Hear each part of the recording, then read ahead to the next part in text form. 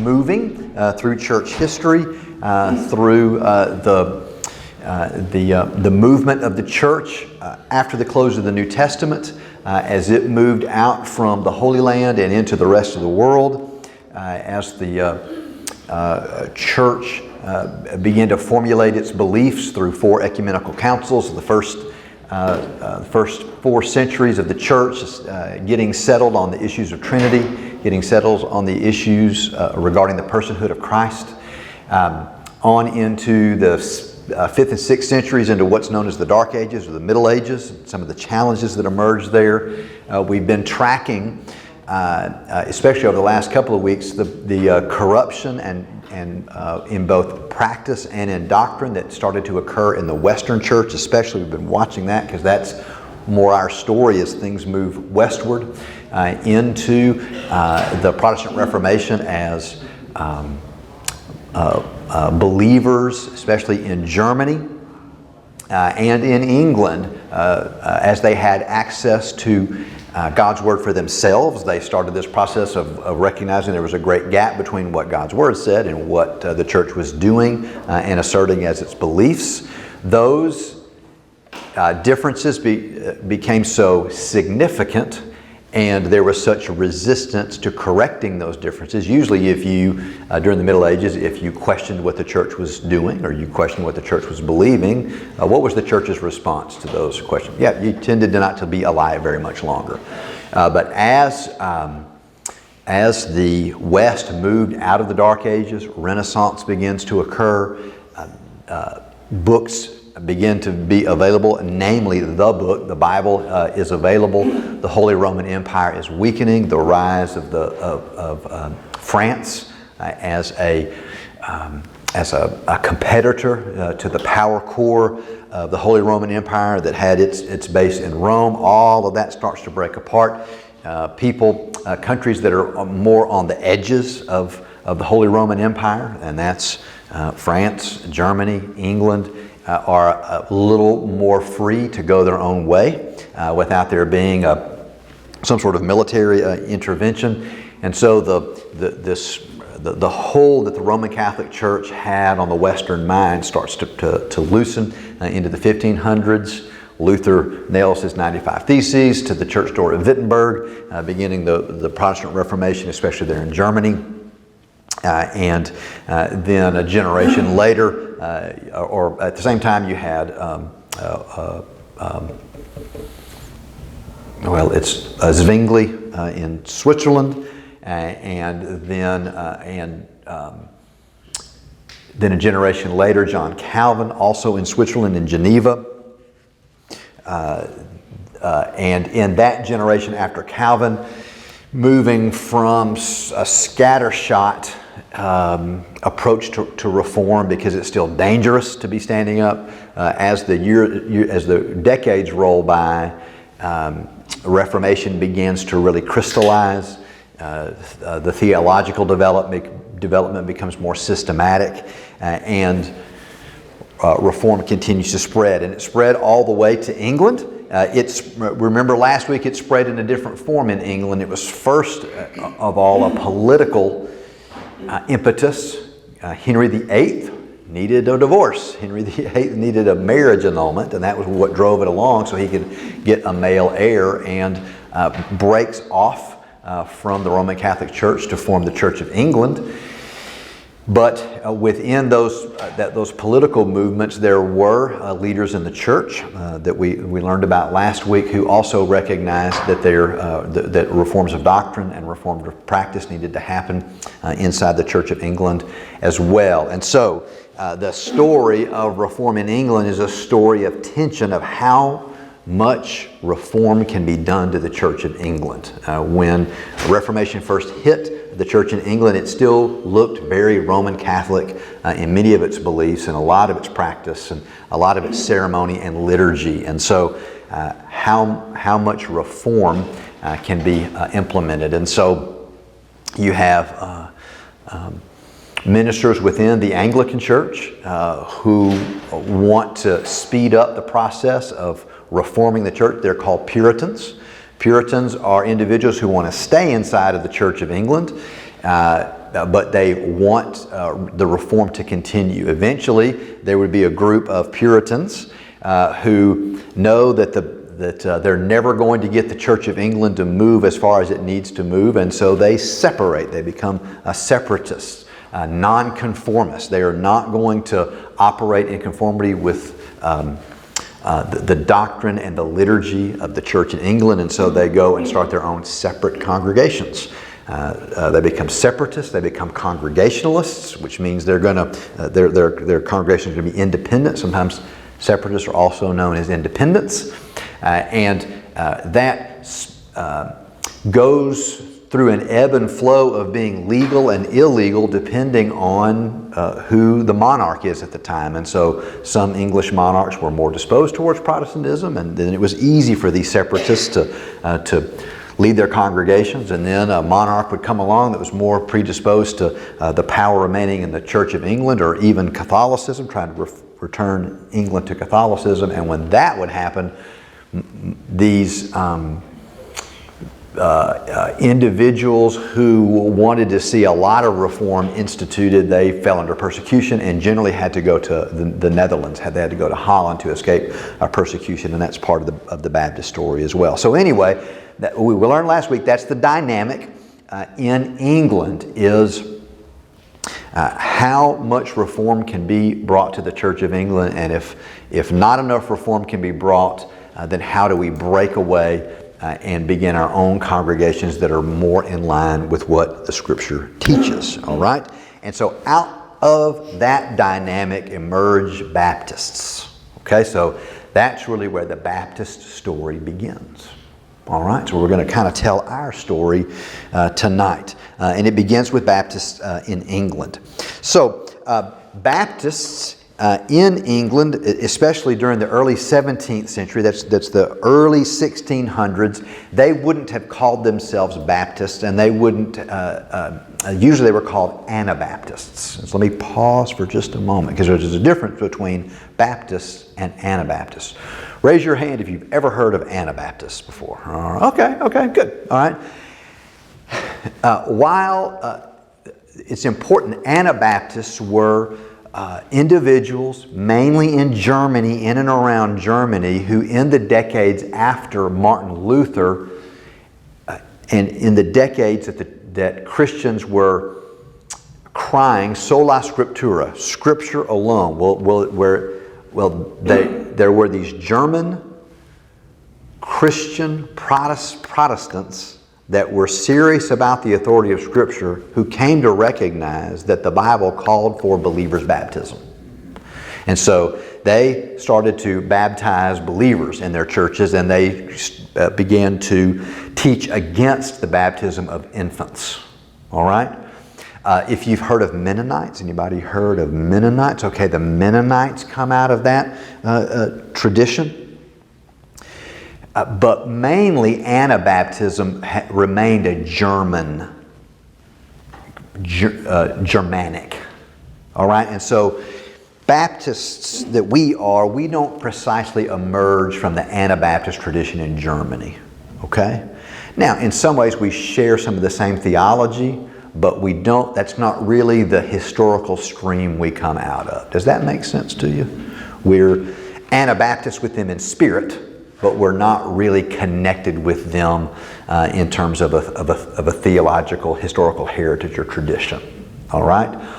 But that was a convenient epithet to hurl against these separatist Protestant Christians in England, who somewhat on their own, as they studied the Scriptures, came to understand that the Bible was clearly calling for the baptism of believers and did not support the baptism of infants. And so they started to baptize their congregants, and as an insult to them, they're called Anabaptists. And that probably is the best explanation for where the name Baptist comes from. In some ways, it's similar to Methodists. You're familiar with the term Methodist. Maybe some of you grew up in the Methodist church. The Methodist was originally an insult. It was the term that the enemies came up with for the movement that began out of John Wesley and Charles and the churches, or the chapels that began to grow up out of that movement. But Methodism, now is the common accepted name for that denomination, was actually an insult when it first began. It's what the enemies called these people. And so, anyway, even though we're going to meet people who are Baptists, they're our Baptist forefathers, they wouldn't have called themselves Baptists. That's the long and probably unnecessary point that I'm making.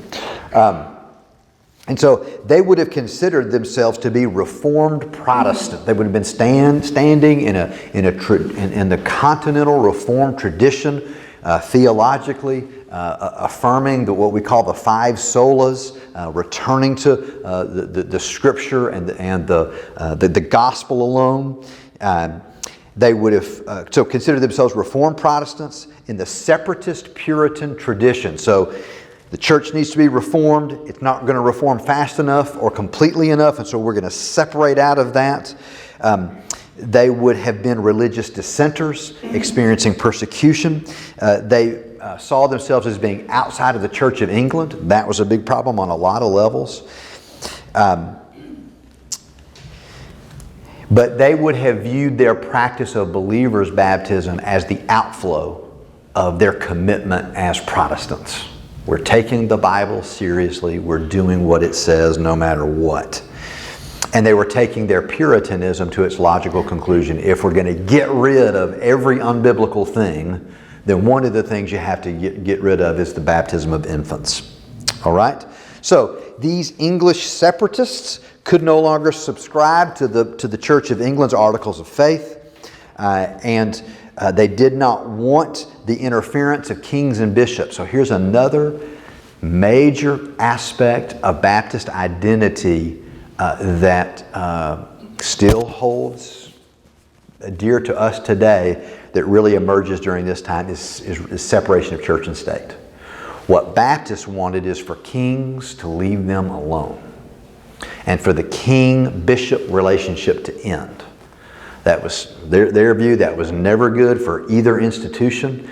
And they wanted to form independent congregations. That's why they were Congregationalists. What Congregationalism means is the congregation is the form of government. Each congregation governs its destiny together and is not ordered about by some hierarchy above them. Well, that's new. And why would, and boy, did the powers in England hate that. You would go to jail, you would be beaten, you would be fined, sometimes you would be killed for forming a congregation. It was illegal. Many of these churches, depending on what king was in power, would meet in secret. Why do you think these independent congregations bothered certain kings in England so much? Why did it bother them? Took away their authority. Because they took away their authority. These little zones where the king's authority was not acknowledged. And that was new in the world. That was new in the world. Is that inside of a country there would be a place where the king, the local ruler, didn't rule. That, by the way, is what is important about the separation of church and state, and about the necessity of that continuing to be the case. One of the things that you do when you come to church, what we're doing here tonight, is we're coming to a place where the powers of our country are not supreme.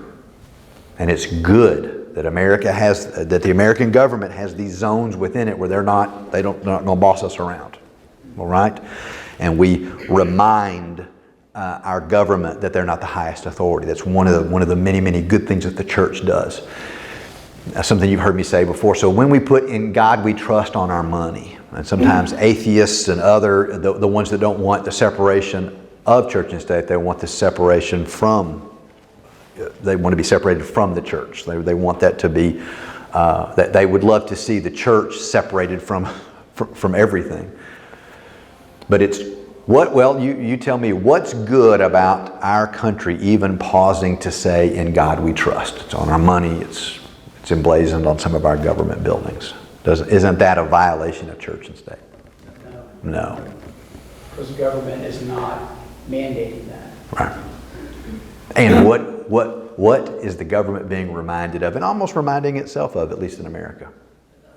They're not the highest authority. And let me tell you, the history of governments that think they're the highest authority, Soviet Union, China, and other places like that, is not good. It's not good. And what we're also seeing is when the church and government are in bed together, then you get Islamist states. Also not good. All right? But Baptists came to recognize that a vibrant, free church in a free state is God's will, and it's how the church can thrive. Just leave us alone. So they wouldn't have used this terminology, but what they were Baptistic Congregationalists. When you boil all of that down and all those processes, you get Baptistic Congregationalists. People who have come to recognize they're going to need to operate outside of the authority of the Church of England on their own, with their own congregations. And the next step as Congregationalist churches was to begin to baptize their members. So Baptistic Congregationalists. Okay? In 1604 at the Hampton Court Conference, King James I declared that Episcopalianism would be the form of church government for the Church of England. This hierarchical structure at the top of which, who is at the top of the hierarchical structure in the Church of England? The king. That's right. He's the head of the church and the head of state. And King James I liked that and wanted that. And wanted all ministers to conform to that. 300 Church of England ministers refused initially. They were pressured. Many of them backtracked, but 90 of them held out and were basically fired from their positions as ministers. And these are the ones who were known as separatists. They've separated out over their conviction that they could no longer remain in the Church of England. And these ministers went out. They formed their own congregations. Sometimes these congregations were primarily made up of ministers. And so that is also an explanation for the strength of these Congregationalist churches and their growth and their quality, is they had strong, well-trained, Cambridge-trained, Oxford-trained pastors who knew how to study God's Word, would teach others to study it as well. And so these congregations had a lot of strength to them. The central principle, and here's another Baptist identity, the central principle: if the state does not guarantee the church's existence, what does? If the state doesn't guarantee the church's existence, what does? The central principle that emerges is that church members are bound together, not geographically, not by nationality, but by entering into a covenant with one another. How many of y'all grew up in small Baptist churches with the church covenant up on the wall in the back?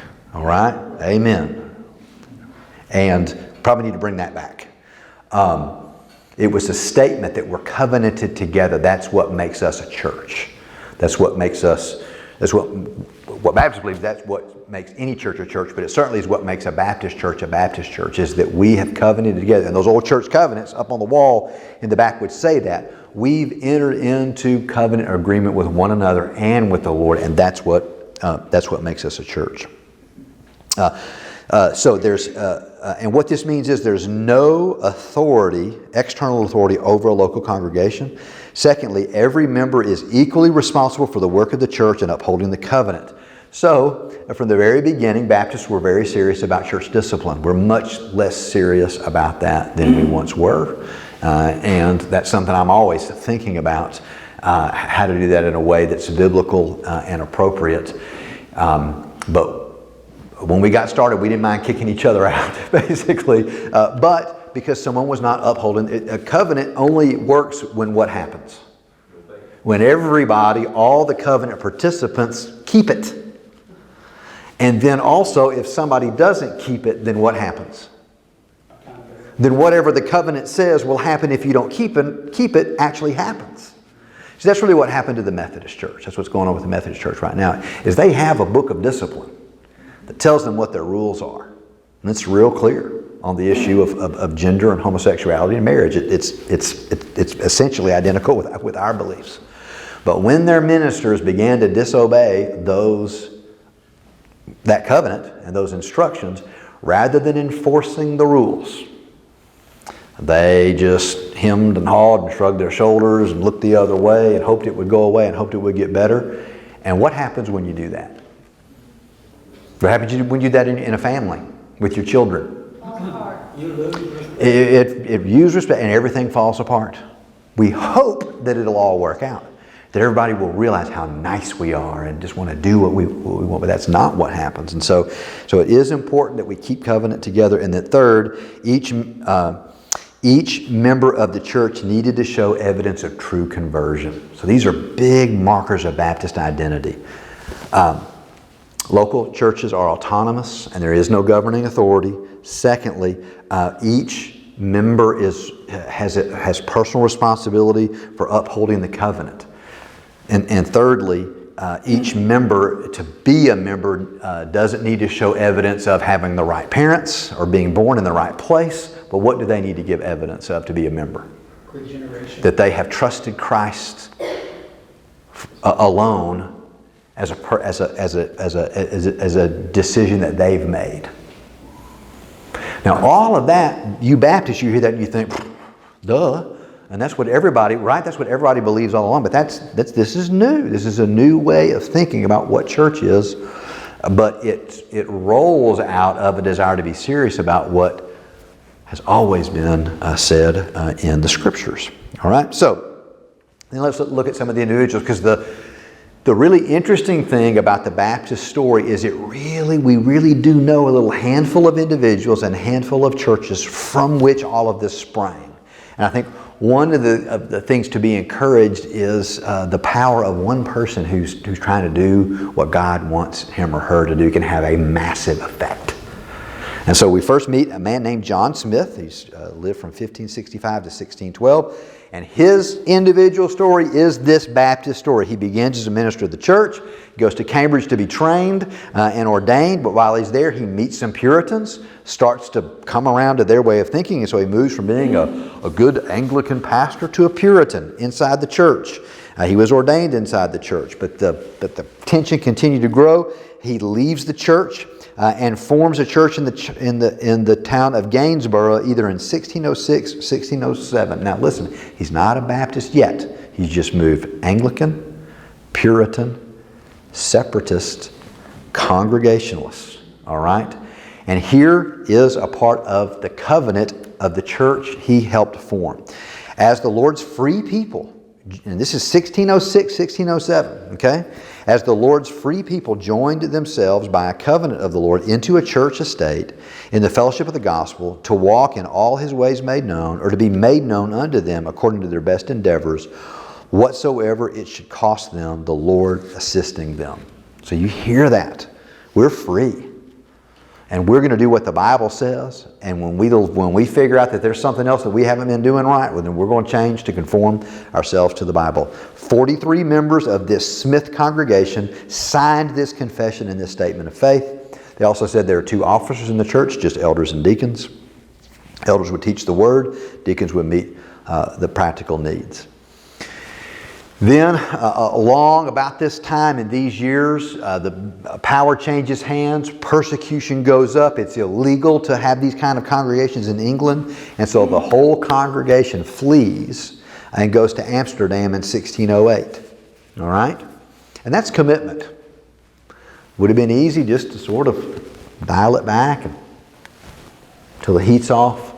But they as a matter of conviction and conscience, can't do that, and so they move in 1608. Around 1609, Smith becomes convinced that believers' baptism was biblical and that infant baptism was not. So here we go. John Smith baptizes himself. It's called the Say Baptist. He baptized himself. And so there's a real sense, about 1609, that John Smith, S-M-Y-T-H, is the first Baptist in our tradition. We know who he is, and like a good Baptist, he just did it himself. Now, they weren't baptized by immersion. They're not going to get to immersion until later. There's a lot of problems with immersion in northwestern Europe. The cold, the availability of water, and getting soaking wet in the cold and then dying 15 minutes later, because that's what would happen a lot. So they're still trying to work out the mode of baptism. And so he baptizes himself, and then he baptizes the rest of the congregation. Now, so they're not practicing immersion, it's effusion. It's called, one of the words is for effusion or pouring. But Smith, the same things that made John Smith an independent thinker, well, sometimes you can't shut off the independent thinking. So not long after he baptizes himself and the rest of his congregation, he starts to be troubled by the fact that there's been no real succession.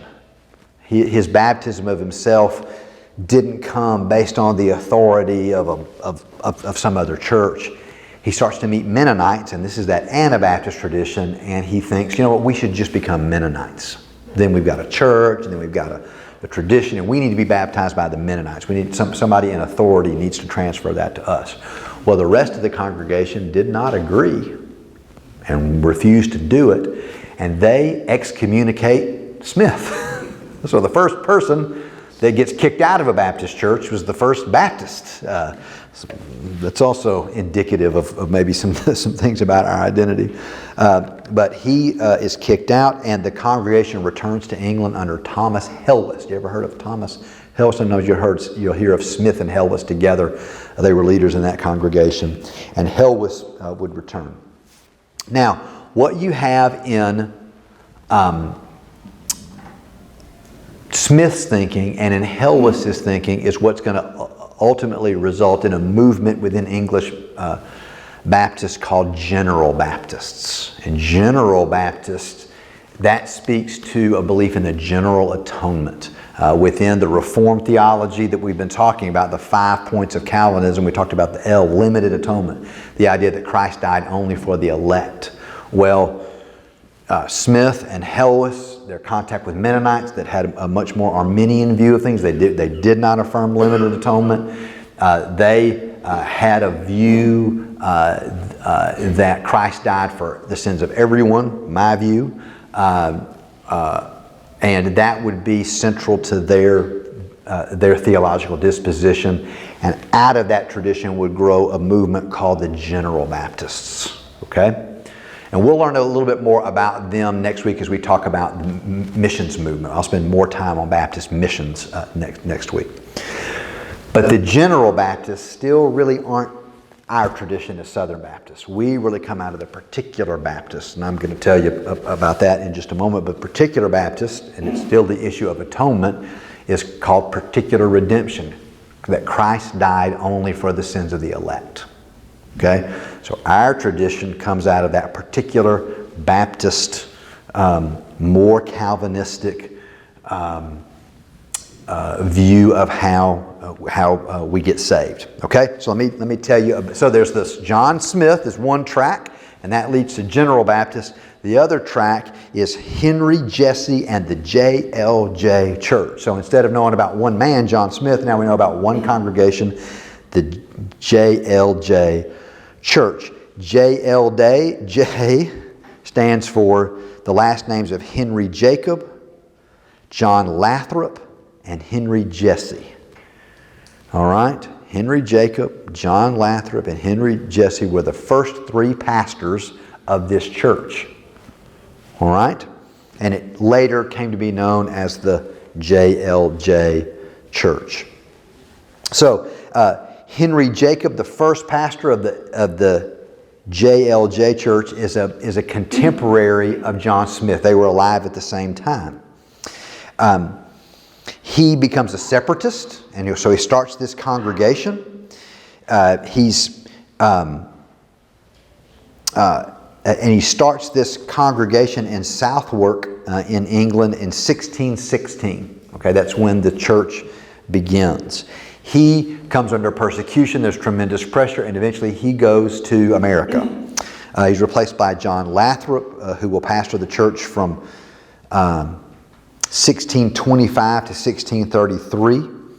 And during this time period, a group breaks off over baptism. So already the question of baptism is emerging, and it's emerging on who are the candidates for baptism, who's qualified to do baptisms, and if you were baptized by an Anglican, is that baptism valid? So they've got a lot of different dynamics going on about what constitutes a biblical baptism, and they're struggling over it, they're splitting over it and breaking off and that sort of thing.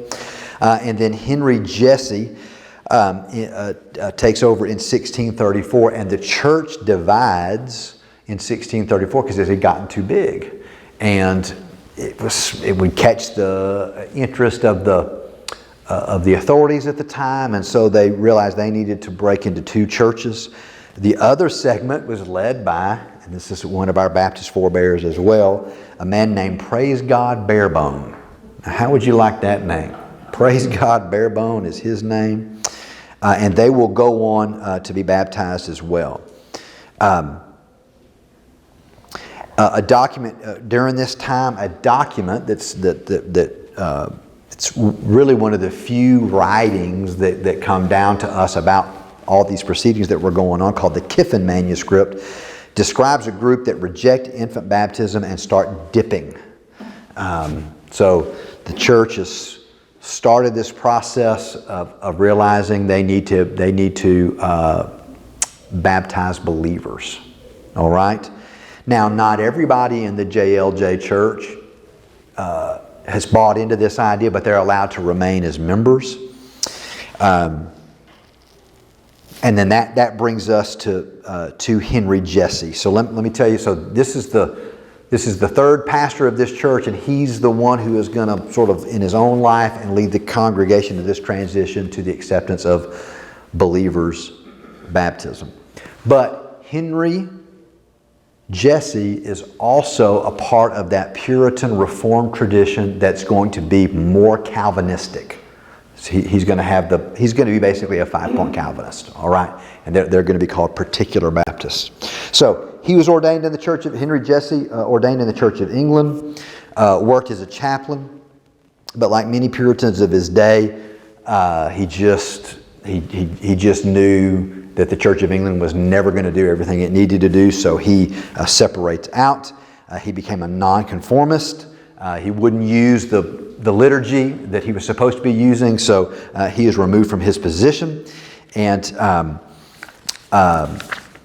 in 1635, because it had just become an impossible situation in England, the persecution, he had been removed from his position, and in 1635, he just planned on going to America. Lots of people are already, pilgrims are leaving and going to America because of religious persecution. That's part of our story. And Jesse was going to be a part of this group. But he went to London, ran into some of the folks at the JLJ church, and they were in need of a new pastor, and they just begged him, please stay and be our pastor. And he was there for the rest of his life, to make that part of the story a long part shorter. He was single all of his life, wanted to dedicate all of his attention to the church. He had been trained at Cambridge. He was a brilliant linguist and a scholar. He knew Greek and Hebrew. He knew Chaldean and Syriac. He was even asked to help out with a freshening up of the King James Bible in 1652. So he's a brilliant guy. And but his knowledge of the Bible, his knowledge of the original language, would eventually lead him to recognize that they weren't being biblical in their view of baptism. Unlike Smith, what Jesse first came to recognize is it was a problem of mode. It wasn't the candidate that he first recognized as the problem, but the mode. As a linguist, he came across the word baptizo. Baptizo is the Greek word for baptize. And clearly, Greek baptizo means submerge. It means to put all the way under the water. So that's what the word means, and that's what this linguist recognized. Well, the instruction is to dunk people. And that it's a picture from Romans chapter 6 of the burial and resurrection. That's why even pouring water or sprinkling it doesn't capture the gospel story of death and resurrection with Christ. That's why we still dunk you. You know, it's not convenient. It's a little alarming for some people to go up in the sanctuary there and be completely submerged in water, but it is a picture of death with Christ and resurrection with Him. But Jesse has not yet come to believe that cannot apply to an infant that's not made his or her own decision for Christ. So Jesse starts immersing the babies. So already that might have been a challenge for the parents, because now instead of sprinkling a little water on the baby's head, it is dunking them under the water. So, but that's what the Bible said, so that's the way he was going to do it. But around the year 1644, the question of the proper subject of baptism became disputed in the church. After protracted discussions, Jesse became convinced that the subject of baptism must be a believer. And so here's what he wrote. Baptism, an ordinance of the Lord, annexed to the word of the covenant, wherein persons repenting and believing in Jesus Christ, yielding up themselves to Him in His name, are solemnly dipped in water and arise, signifying, represented, and sealing up their union with Christ and their communion with Him in His death, burial, and resurrection. All right, so that's becomes the practice of the LJ or the JLJ church. And that church, that particular Baptist church and that particular Baptist movement, they start, it's really another one of these stories of how God is always working in things. What does persecution always do to the church? This makes it grow. And so these congregations needed to stay small, and so once they grew a little bit, then what would they do? Hive off, start a new congregation at the next little crossroads down, and that's still a Baptist habit. Church planting, dividing to grow. I know all of you love the idea of dividing your Sunday school classes so we can start new Sunday school classes, right? Wrong. But it's a very Baptist thing to want to do that, to send congregations out, keep them small so they can stay covenanted together. And that movement of Baptists then jumps the pond, and these Baptists and the mainstream of that is out of the particular Baptist church start to come to America. And so I'm going to give you several terms to keep in mind. And there is some fluidity and flexibility in some of this history. You've got to remember, this is a very dynamic time in America. There are just a few people here. It's frontier. These are primarily poor people, and so they didn't tend to think, let's write all of this down so that our posterity can know the details of how all this worked itself out. They were just living and serving and following Jesus, and their lives came to an end, and the next generation would rise up, and there they would go. But we do have in general some of these dynamics to the life of these Baptists in America. First of all, regular Baptists. So particular Baptists, they're more Calvinistic. They come to America, and these churches start to grow, especially in and around Philadelphia. All right? And eventually they will write down their beliefs into the Philadelphia Confession of 1742. The Philadelphia Confession of 1742 is basically a version of the London Confession, which is a Baptist confession, which is just a Baptist version of the Westminster Confession, which is a Presbyterian confession. All right? So am I giving it to you? Am I rattling off fast enough? Once again, you have in Westminster 5-point Calvinism. And then in the London Confession, they just add baptism to it. And then in the Philadelphia Convention, they just add some things that are unique to American Baptist polity, all right? But strong in their Calvinistic viewpoints, okay? These are the regular Baptists. But there's always been this tension with those hard Calvinistic views of Christ dying only for the sins of the elect, and the gospel not being for all is what it can harden into in hyper-Calvinism.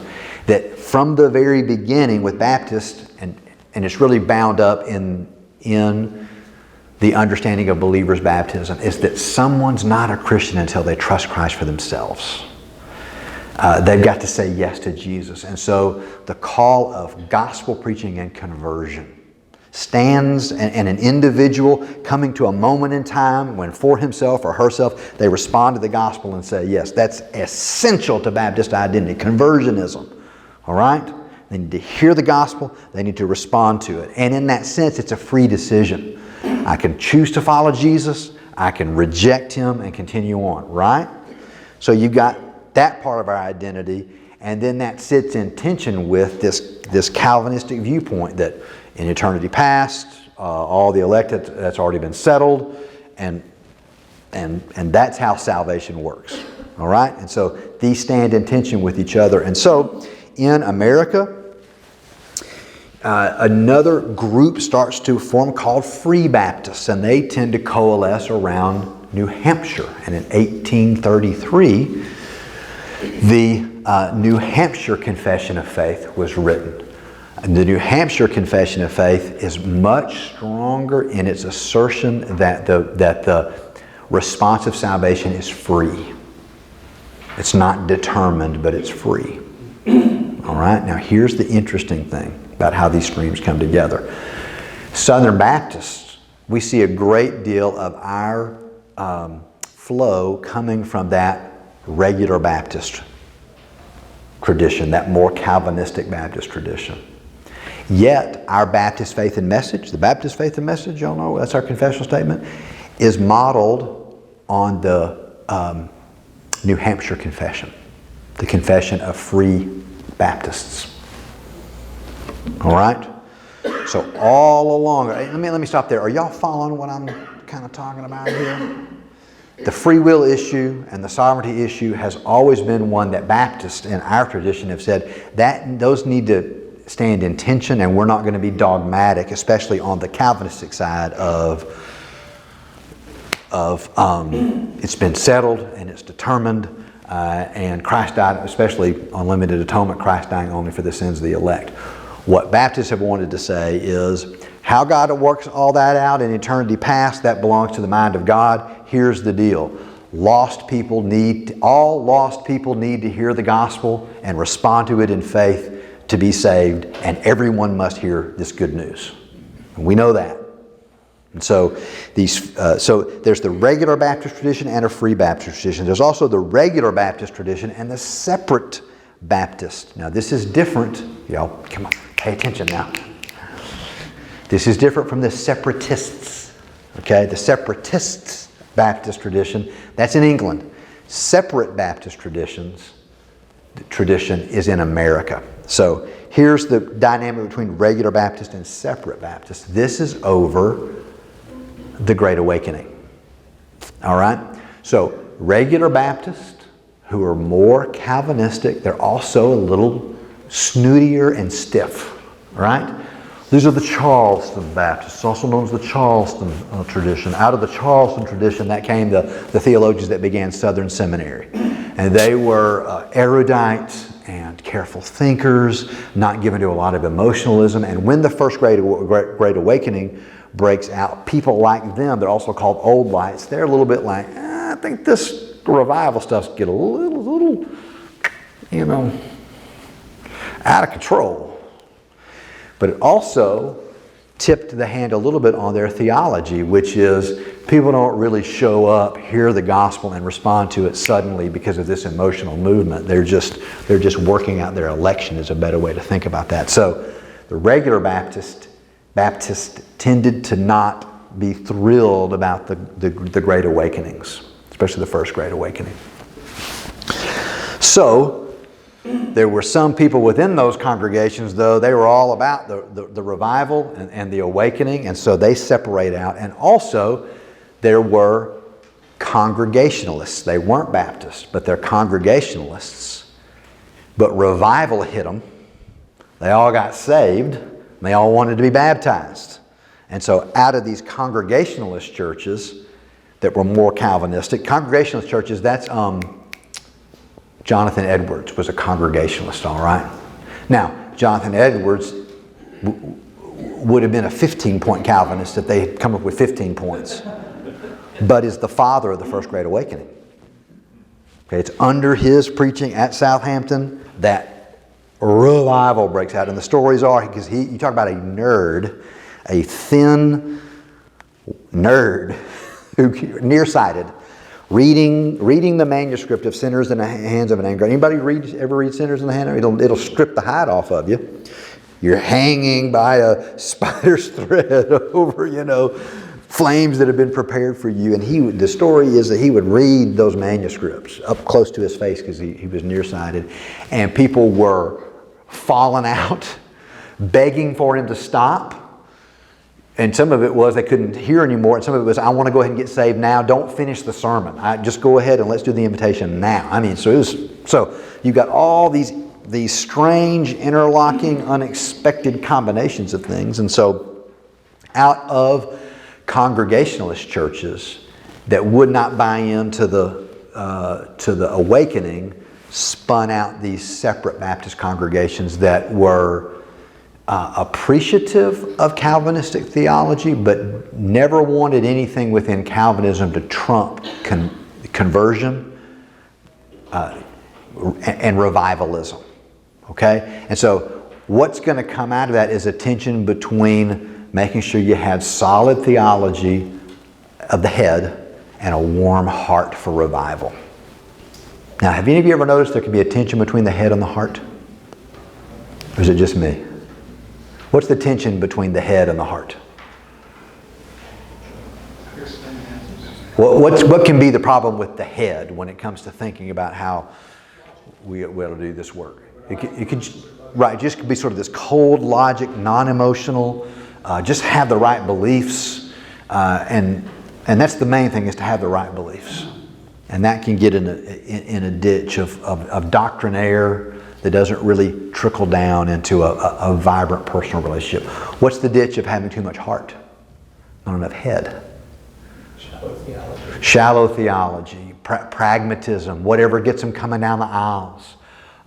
Emotionalism, that I can tell, and it still happens today. There can be terribly doctrinally incorrect preaching, but if you're saying it loud enough, and you're spitting and sweating and stomping a wide spot behind the pulpit, amen. Hey, boy, that guy sure could preach. Not because he had much to say content, but because he was noisy and emotional and got other people's emotions worked up, right? So there's always been this tension.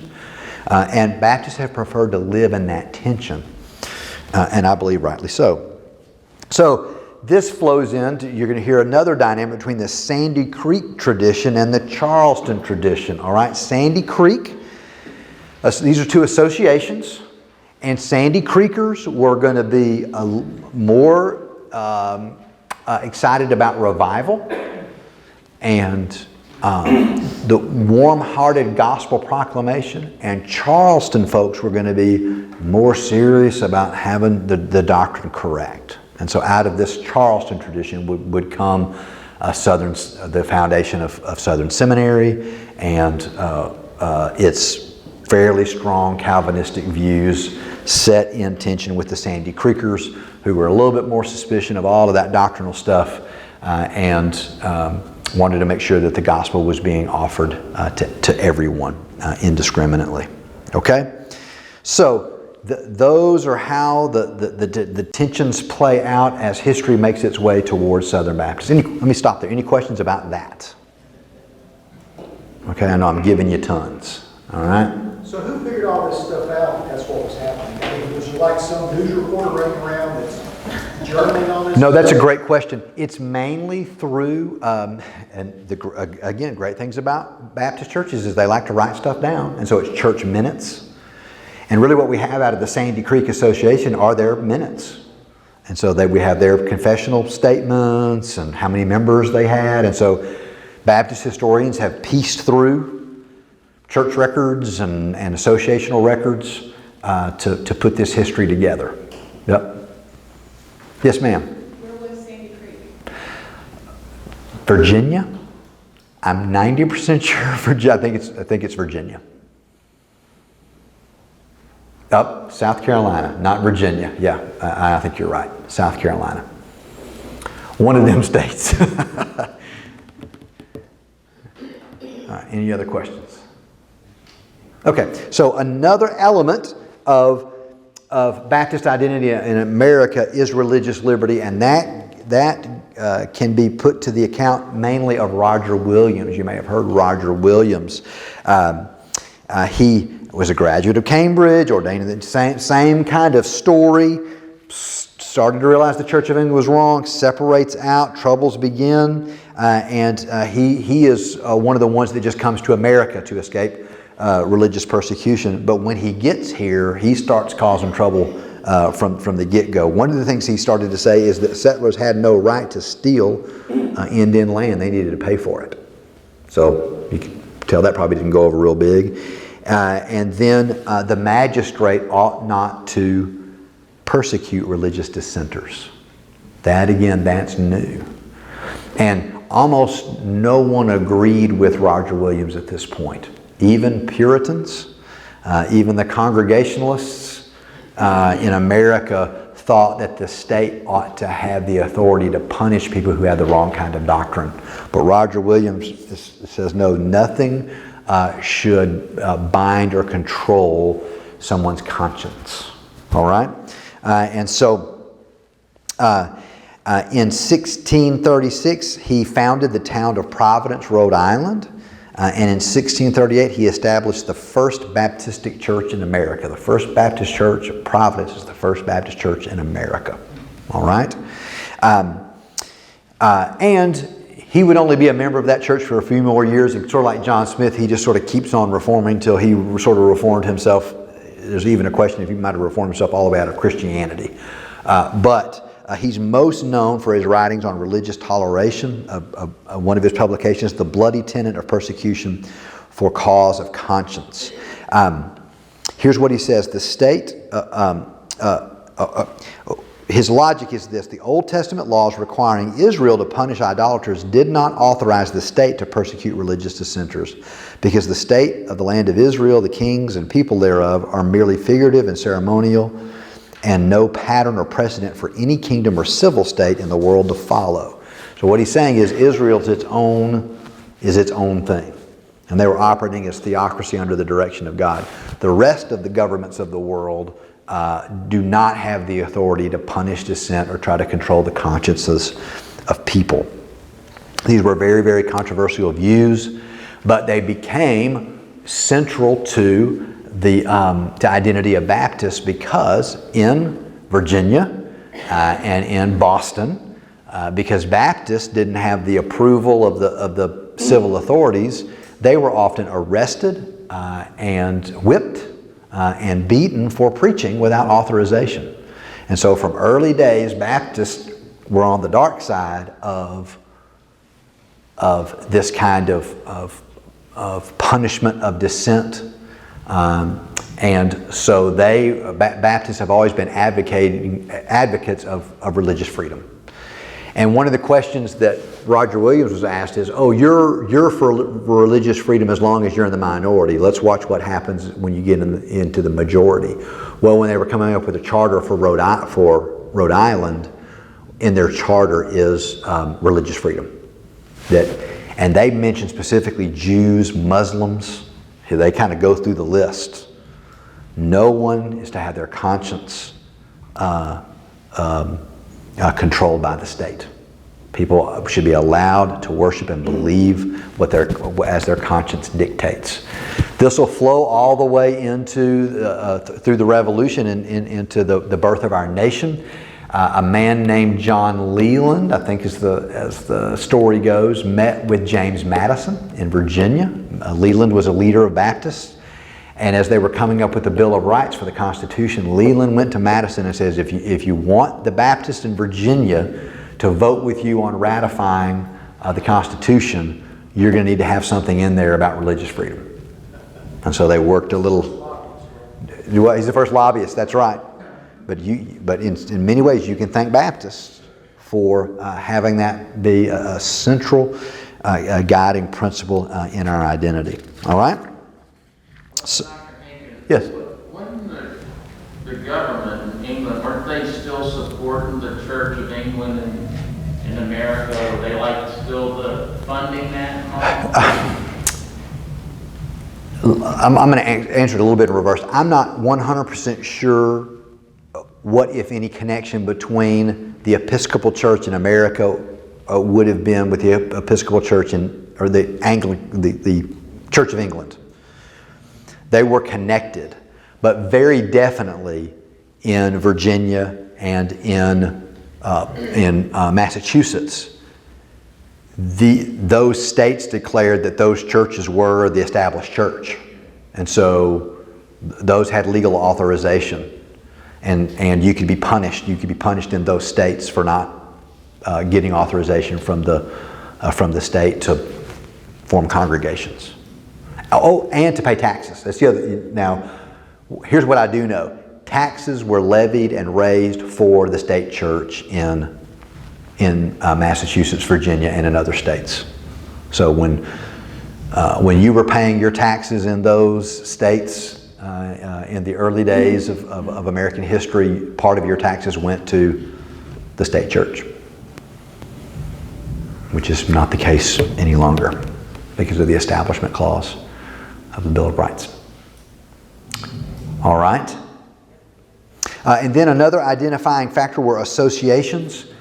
Baptist churches, even though they were independent, they were Congregationalist, authority rested with the individual congregations, they knew that the individual congregations could get together locally and do things together that they couldn't do separately. And so these associations became very strong, organized, and were able to accomplish work, especially with regard to gospel advancement and missions, church planting, and the evangelism of Native Americans, and the planting of churches in new territories and in frontier areas. That will flow into something called the Triennial Convention. So this is another identity marker, is missions. By the early 1800s, Baptists turned to the task of expansion and organization. And so a man named Adoniram Judson, if y'all heard of, it was at Judson College here for a long time in Alabama, Adoniram Judson adopted Baptist convictions. And these convictions brought Baptist associations together that would have otherwise maintained independence. And so Baptists have always been a little suspicious of hierarchical organization. But men like Adoniram Judson and others who had a missionary heart said, let's find ways to get together, pool our resources, because there's a whole world that needs to hear the gospel. And so the Triennial Convention forms in May of 1814. Delegates from Baptist churches across the United States met in Philadelphia to talk about how they could partner together. They called it a Triennial Convention because they met every 3 years. And Baptists began to shift from regional concerns to national concerns. In 1817, convention decided to establish a National Baptist College. 1824, a publishing company. 1832, the Baptist Home Mission Society. It's a forerunner of the North American Mission Board. So how are we going to plant churches and reach our nation? There was a tension between whether or not regional concerns would be the most important, or doctrinal concerns would be more important. And so that's one of the in the South, they tend to be dominated by regional concerns. In the North, it was more let's have a strategy, sort of a worldwide strategy that we're going to work. But the big point of controversy for the Triennial Convention and for Baptists in America, like it is for everybody in America, emerges with the issue of slavery. And so let's look at Baptists and slavery. In the 1840s, every major American Protestant denomination split along north-south lines over the issue of slavery, and that includes Baptists. So what you need to know is that in 1845, the Southern Baptist Convention formed over the issue of slavery. All right, in 1845, the Southern Baptist Convention broke off from the Triennial Convention, broke off from Northern Baptist over the issue of slavery. All right. In 1844, Georgia Baptist, it's the Georgia Baptist fault, by the way. Georgia Baptist sent a test case to the Baptist Home Mission Society. There was a slaveholder named James Reeves, wanted to go work among the Cherokee Indians, but his was voted down by the mission board 7-5. So, and then the Georgia Baptist started, but the Alabama Baptist would come along to take the next step. The Alabama Baptist Convention asked the Foreign Mission Board whether a slaveholder could be appointed. So the Southerners are pushing the issue on this, and the reply was, if anyone should offer himself as a missionary having slaves and should insist on retaining them as property, we could not appoint him. And the die is cast.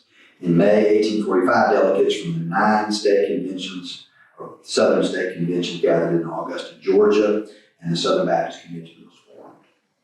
All right, like it was in every on all levels of American society, it had been this had been fomenting for some time. The truth is, because Baptists tended to be poor, most Baptists weren't slaveholders, but they were all Southerners. They didn't want to be told what to do. They didn't want to be told that slaveholder was immoral, and so they.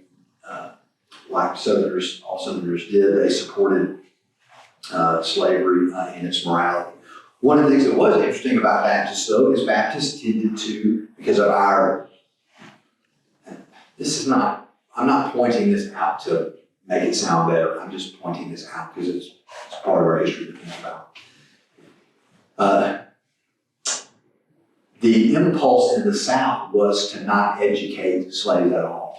You know, teach them to read. Don't let them associate without supervision, and don't share the gospel with them.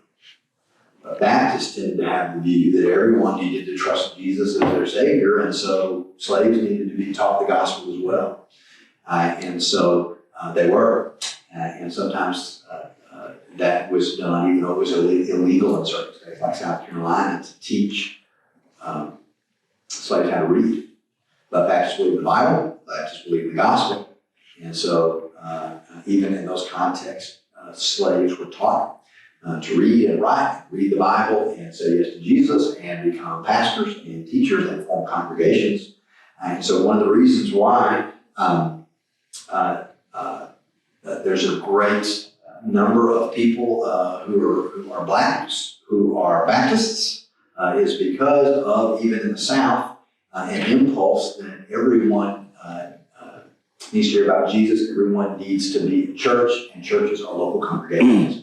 So all of that, even in the midst of horrible mistakes and horrible racism, there at least was that foundation that was laid that would bear fruit much later. In fact, at the turn of last century, when you look at the largest Baptist denominations, it's likely that there were more Black Baptists than there were Northern Baptists or Southern Baptists. Isn't that kind of cool? So I think 1.7 million members in the National Baptist Convention at the turn of the century. All right, so just one of those interesting features of history. All right, so and then let me hit, with a little bit of time I have left, the Southern Baptist Convention, and I may pick some of this up next week. So rocked along through the Civil War period, which was tough on the South and tough on Southern congregations. But as we moved through Reconstruction and into the early part of the 20th century, Southern Baptists started the process of contending with the challenge of modernism. German criticism of the Bible had come from the West, come to the Americas, and come to institutions like Harvard and Princeton, and out of academia, tremendous criticism of the authority and reliability of the Bible started to emerge. And in 1925, Baptists formulated the Baptist Faith and Message for the very first time. So the Baptist Faith and Message, 1925. The New Hampshire Confession of 1833 was used as a model but some changes were made, and one of the changes was specifically to speak about the issue of evolution. All right? Baptists wanted to take a strong stance on the biblical view of humanity, the biblical view of our origins, and so that was language was placed inside of the Baptist Faith and Message. But the challenge of modernism and the challenge of liberal theology would continue, so that, and by liberal theology, here's what we mean. An anti-supernatural thinking about the Bible, so the Bible is just a human book written by human people. Secondly, seeking a middle way for Christianity between orthodoxy and modern scientific discoveries. When the Bible and science conflict, liberalism says we're going to opt for science, follow the science, right? Thirdly, challenging major historic Christian doctrines. In Protestant liberalism, the rejection of the virgin birth, the bodily resurrection of Christ, the bodily return of Christ. Liberalism rejects all of these things. Exclusivity of salvation through Christ alone would be something that liberalism would reject. And then emphasizing ethics over doctrine. It doesn't matter what you believe as long as you do the right thing, as long as you're a good person. And that really tells me against even the idea of a strong conversionistic view of salvation. That we need to preach the gospel, call people to give their lives to Jesus Christ, be converted to Him, and be saved by faith. Personal conversion way to get to what's called a social gospel. That the gospel really doesn't save individuals. The gospel ought to be saving society. And so we ought to be doing socialistic type things. So that's really how salvation is on display. And what started to happen is this thinking began to seep into Southern Baptist life, especially the seminaries. All right? So in 1961, it's called the Eliot Controversy. Ralph Eliot, one of the first faculty members of Midwestern Theological Seminary, one of our 6 seminaries, 1961, through through Broadman Press, which was a part of the Sunday School Board, Lifeway, all of that's kind of the same thing. He published a commentary on Genesis. Now listen to this. Southern Baptist Bible professor from one of our seminaries publishes a commentary through our denominational publishing company on Genesis, in which he denies Mosaic authorship for Genesis. He says Genesis 1 through 11 are myths. Okay, it didn't really happen, it's just myths. They're parables, like the parables Jesus told. Lot's wife didn't turn into a pillar of salt. Abraham was wrong about sacrificing Isaac.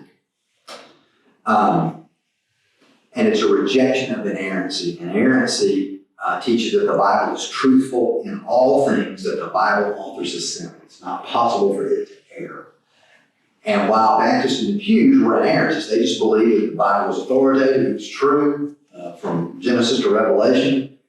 In the seminaries where many of these individuals have been trained in liberal institutions, they had gone to Germany and been trained and had cause to question the authority of Scripture, they were the ones who were teaching the pastors who would then be turned around and going into the seminaries. And so the Baptist Faith and Message, 1925, then the Baptist Faith and Message, 1963.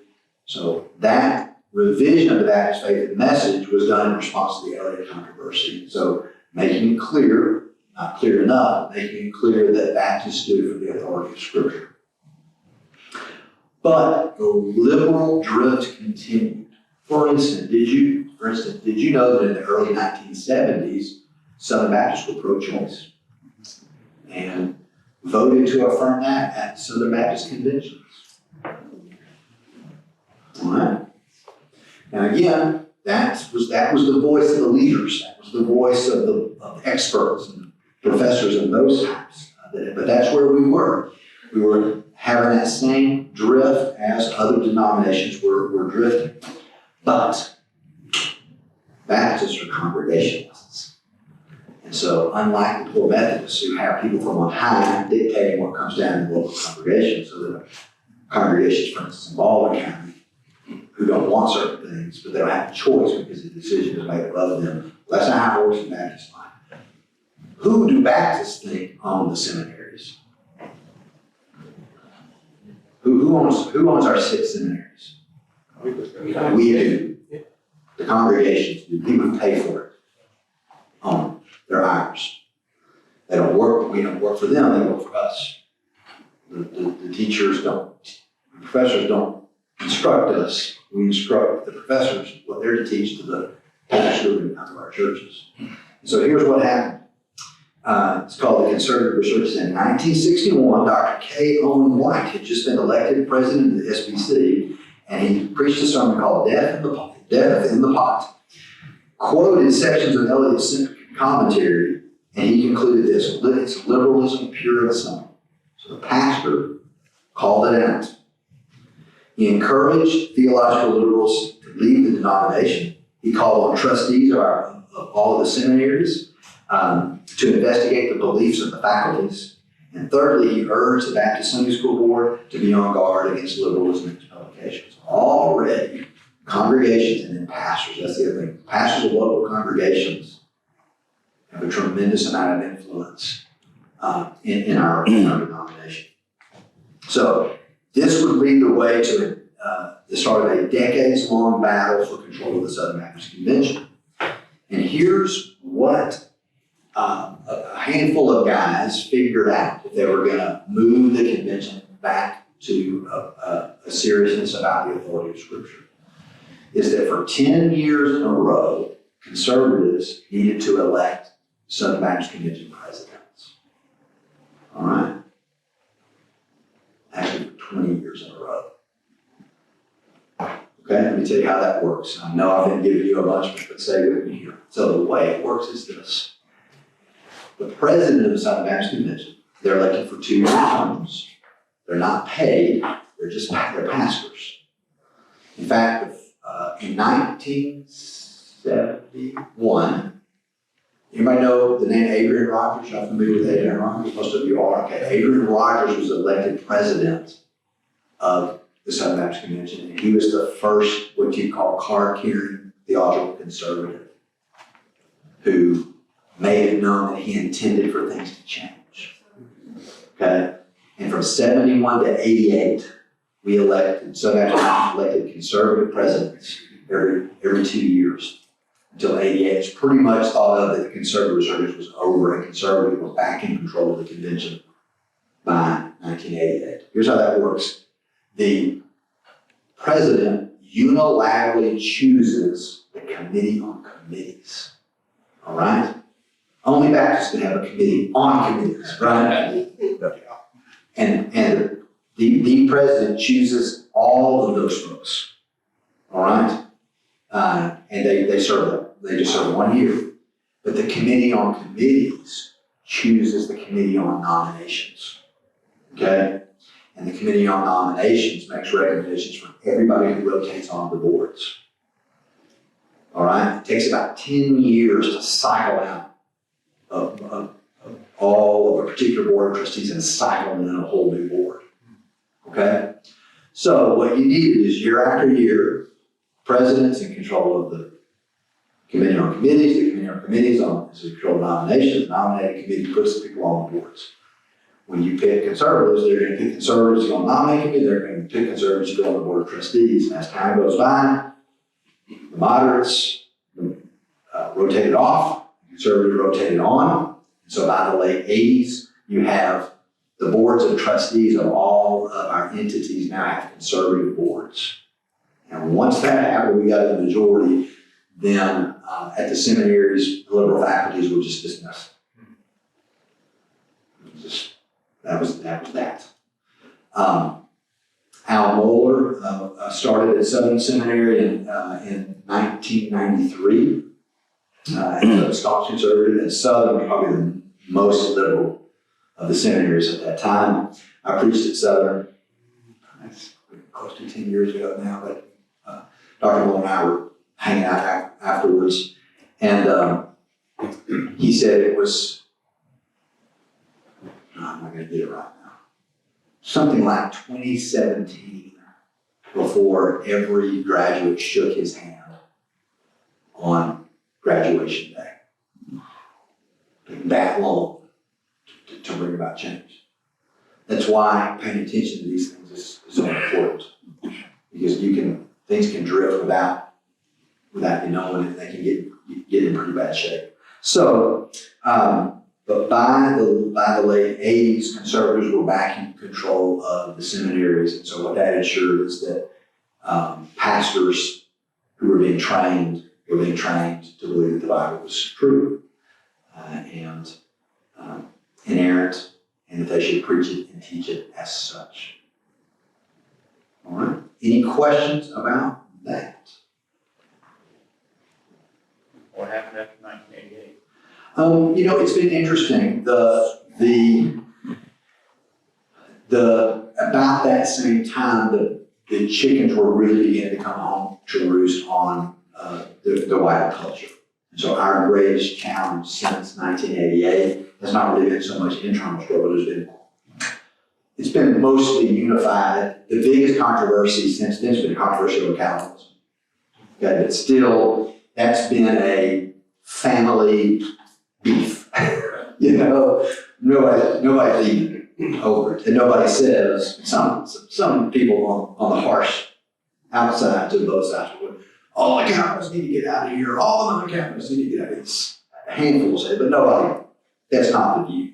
It's, hey, we've got to figure out how to get along with each other and represent all those views. I got involved in the Calvinism debate. I'm not a Calvinist, and they can be annoying personally sometimes, being too doctrinally fastidious. But Al Mohler, the biggest Calvinist in the convention, had me preach his seminary and that kind of thing. We're finding ways to get along with each other, but much more so, our greatest challenge as a denomination is the collapse of the culture around us.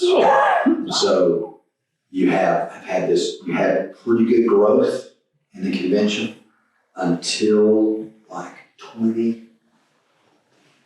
about 2015. It's been almost a hockey stick decline in church membership. Hockey stick decline in baptisms. And some of that is, it's a boomer. It's few boomers, but some of these boomers are aging out. And our wheelhouse years were the boomer years. We reached boomers really, really, really well. Some of it is just less people. There's less teenagers. So that's a demographic. And there's still 13 million of us, or 12 million, so a lot of people. And so you can have a big demographic shift because that's lots and lots of people. But the challenge has been, how do you reach a culture that is just splintering apart? It's just splintering apart. And the other thing that helped us grow during the 50s and 60s was a culture of homogeneity. By and large, when you were talking to your neighbor, you were talking to someone who had an essential worldview that gave you a place to stand together. There is a such thing as truth. God exists. There's only two genders. You should get married. That there's an ethic, a shared ethic. And now you can talk to people that they believe in crystals, they believe aliens. It's just all over the place. And our biblical commitments are received with hostility.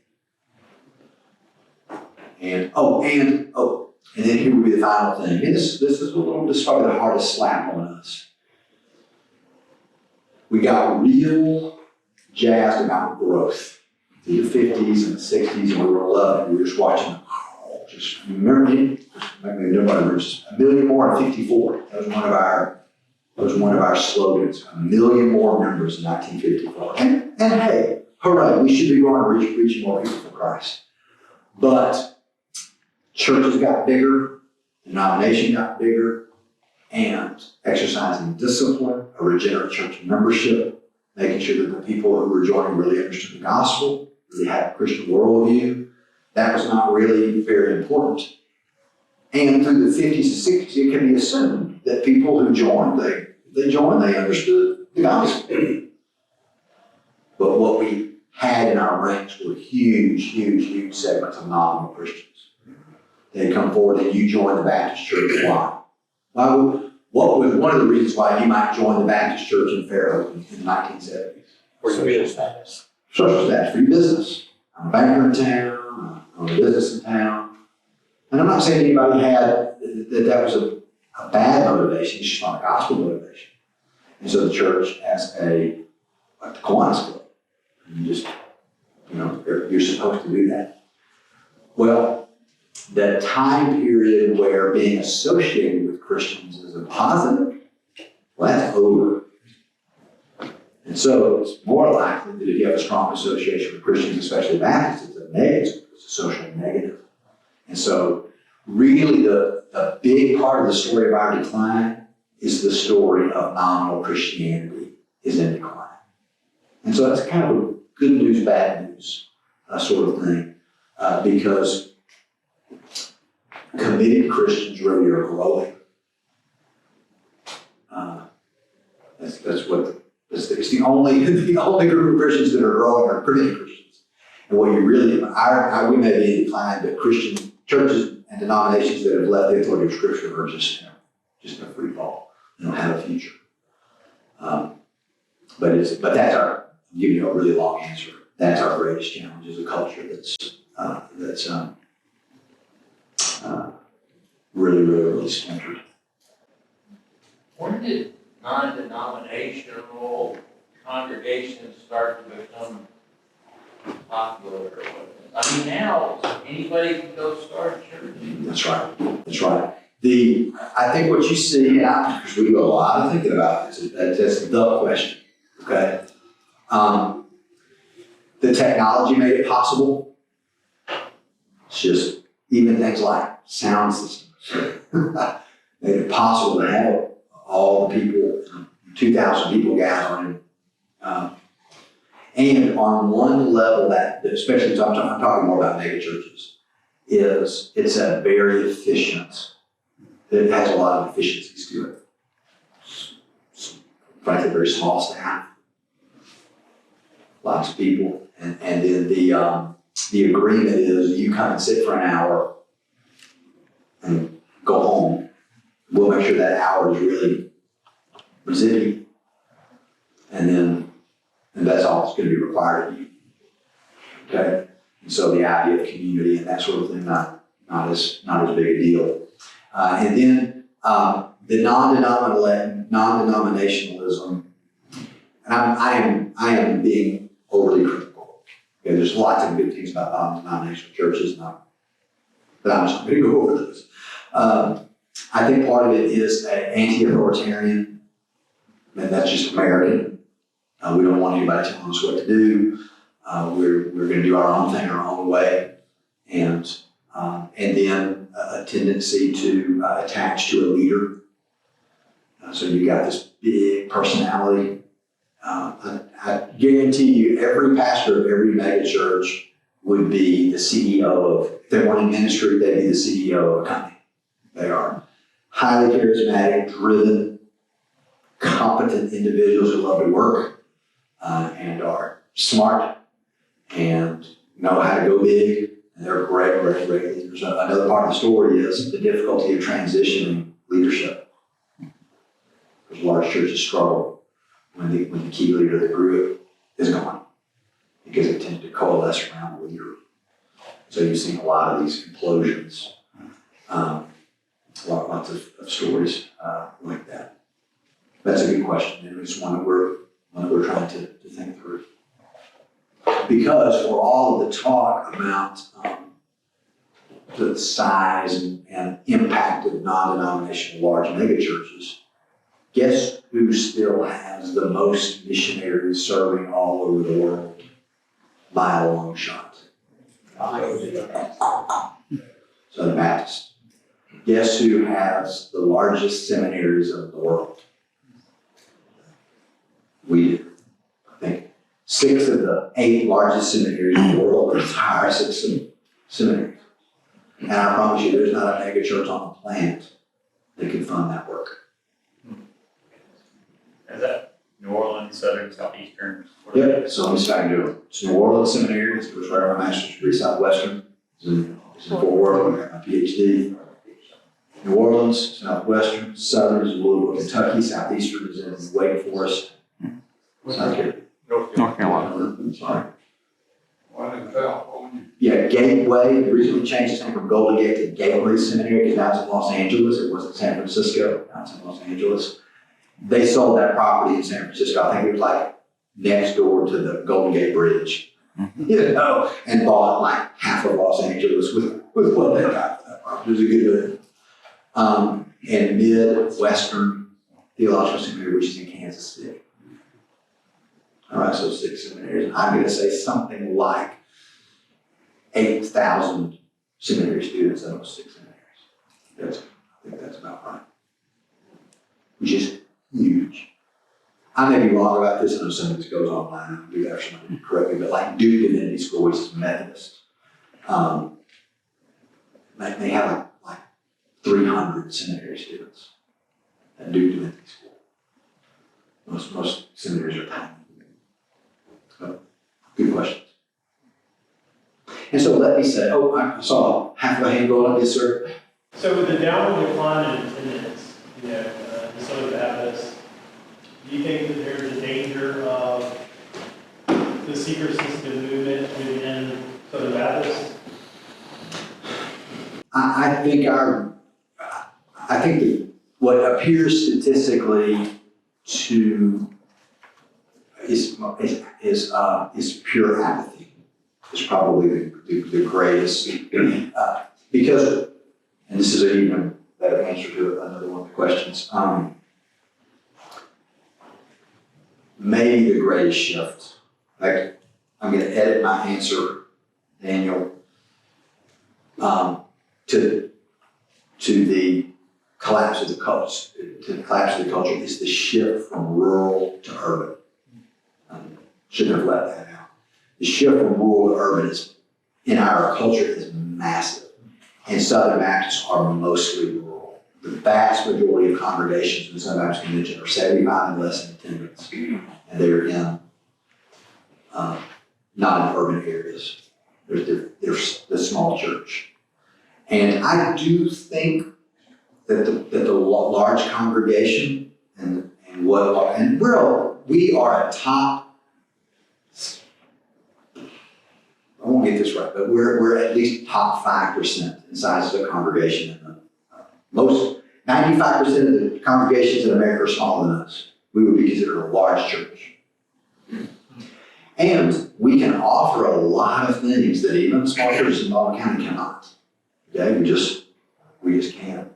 And so what happens in the rural church or smaller churches, when they get a little wobbly, people leave and go to the big deal down the street. And I don't know what the answer to that question is. I just know that demographic shift is also significant. So to answer your question, I think it's just small, discouraged congregations. So like one of the big shifts, and Bill, you probably help me out with this. I think the statistic is this. 10 years ago, the average baptisms per year is 10 baptisms per year was the average. And really, that's 10 baptisms per year in small congregations, because we're mostly small congregations. That number has dropped to 3.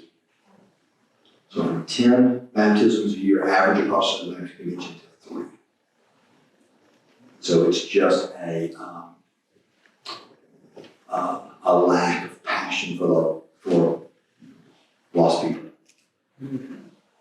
Well, is there a ratio between the number of people in those churches as compared to the number of baptisms?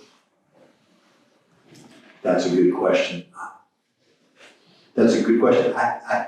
I'm going to guess that it's not a massive drop in the size of those congregations. It's just a significant drop in the effectiveness of those congregations. And probably also the story of they're probably older. So the average age is going up, and what's going to happen. That's probably also what we're experiencing in this big demographic shift is people are aging out. They're just getting old and dying. And and more of them are dying. They're coming in to the tune of, Bill again, it was something like we lost 400,000 members last year, something like that. Yeah, it was over 400,000. Yeah, just massive.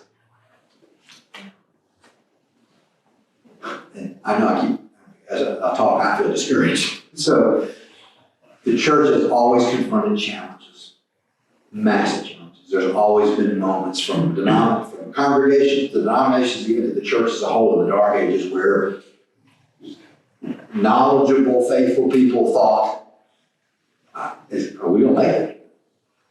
But God is at work. See, and remember this, for instance.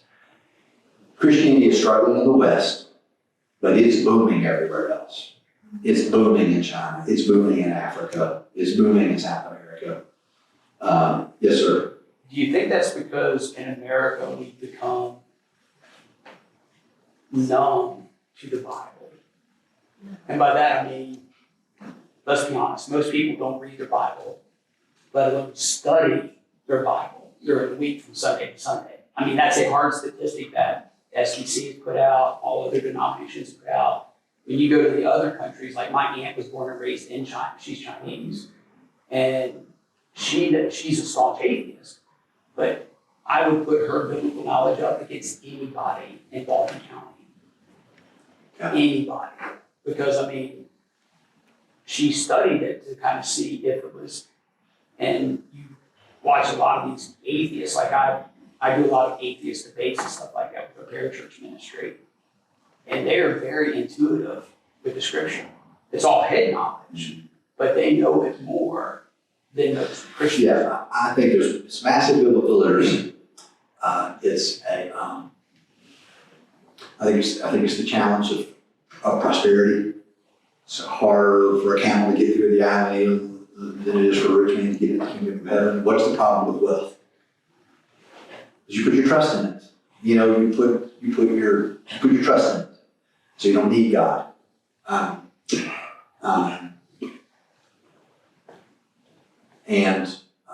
Then just the abandon, just the loss of and even the criticism of a central defining ethos. And that's a joke that we should all believe that there's a God. We should all believe that each individual has supernatural worth. There was a time when that was just an accepted axiom of where our culture functioned. But that's gone. And with it, the idea that everyone should learn the Bible. Some of you may remember when the Bible was taught at your public schools. You know, that was a good thing. When the Ten Commandments was on the wall. And now there are people in Fairhope who believe that would be the worst thing in the world for kids would be to see the Ten Commandments in the classroom. Just, we'll teach them that there are 100 genders. That's a good thing to teach them. But man, heaven forbid they should be taught the Ten Commandments. So that loss of a central spiritual ethos is a part of the story as well. Well, you have been gracious by giving me all the way up to 7:30. I am really thinking about doing a little crash course in the history of Israel over the last century, but I won't do it next Wednesday. But I may do it Wednesday week. We'll just take a brief little break from history of Christianity if I can pull that together. All right. Thank you. And let me, be checking social media because we're already putting some Israel things on our Facebook page and that sort of thing, just some encouragement to you how to pray, a little encouragement on how to organize your thoughts. Because once again, you want to see more craziness, look at the crazy response to what's going on in Israel. Cheering on the Palestinians, cheering on the terrorists. So anyway, there's a gospel opportunity in there for us as well. God, we love you. We thank you for our history. Lord, we thank you for the men and women who've gone before us, facing persecution, facing the